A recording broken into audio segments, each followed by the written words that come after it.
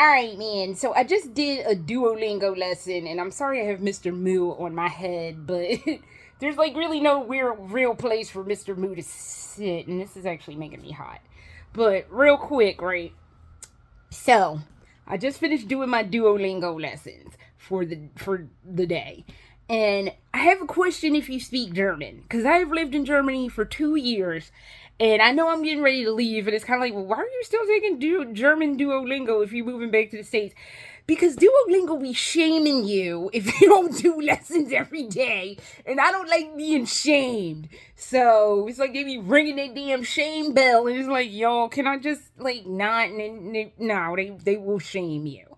So, basically, I just finished my Duolingo lessons, right? So I did like a basic lesson as a refresher, and they have a word for hello that they did not have like when I was doing the early lessons early on. And it's a different way of saying hello, which is not hallo or even guten Tag. It's gross, gross, gross Grut? Something like that. I apologize. It's that one.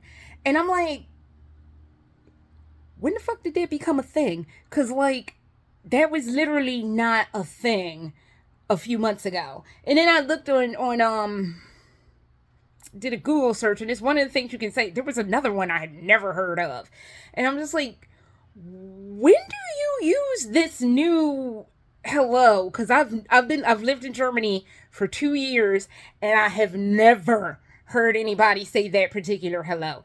And it's the same thing with this other goodbye. That's not Auf Wiedersehen. That's not tschüss. It's Auf Wiederhören.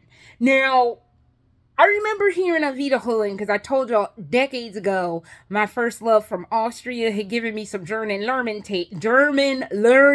tapes, like cassette tapes, and I used to listen to them as I was going to bed.